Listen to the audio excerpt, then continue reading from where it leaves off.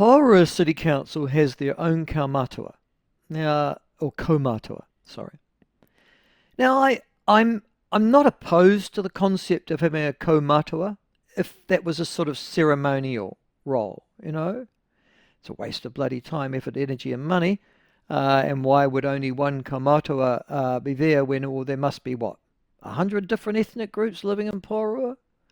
But just putting all that to one side for a moment, I could understand the sort of logic. But in response to what Mr. Houlihan said last Wednesday, Kylie Wahapi, who is the Deputy Mayor for Porirua City, decided that she would, and good on her, mount an argument as to why the council Kaumatua, Dr. Te Taku Parai, was so important. And I thought, okay, let's hear it. Well, this is the argument that the Deputy Mayor for Porirua City has for a non-elected individual to receive ratepayer funding and the roles and responsibilities I'm about to outline in Porirua. So here it goes. One, the council has statutory obligations to iwi and Maori, particularly as outlined in the Treaty of Waitangi and other pieces of legislation.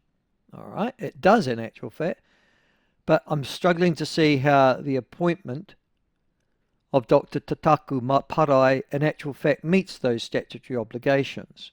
But there you go.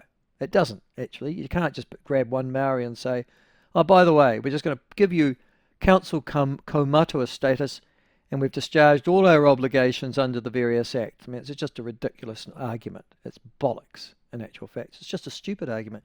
Kylie Wahapi must be stupid. Anyhow, second argument. To acknowledge the critical relationship between the Porirua City Council and iwi. Okay. All right. Again, how does that need one dude that you just grab out of nowhere and make the council Kaumatua? But all right, let's just suggest that that one isn't as stupid as the first one, and it's again ceremonial. And then wait on, it's not ceremonial. Our council Kaumatua is an appointed representative. You've clarified that.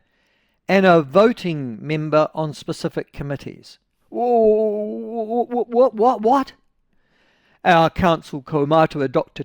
Taku Parai, actively participates in council meetings, quote unquote, holds a critical role and is involved in various aspects of the council's operations.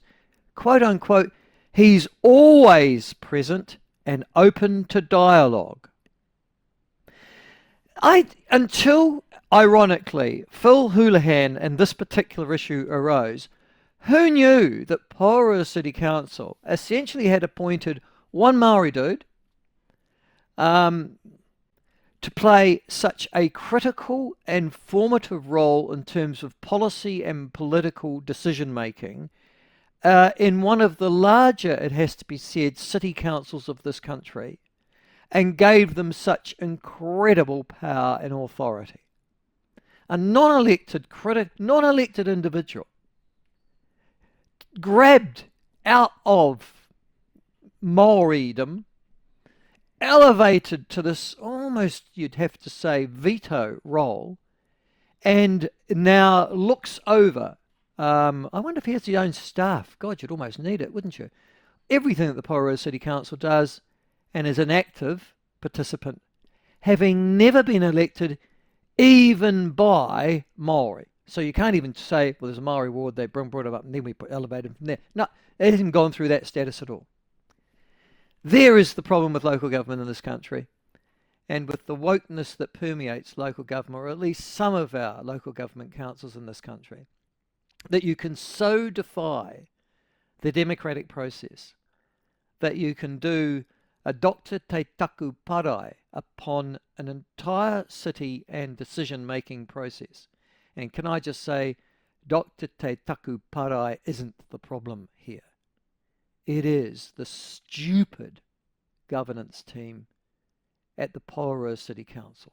And for that, Phil Houlihan, ACT Party candidate for the Porirua City Council, you've just done us all and Porirua a favour by highlighting that stupidity and that gross affront to democracy in this country.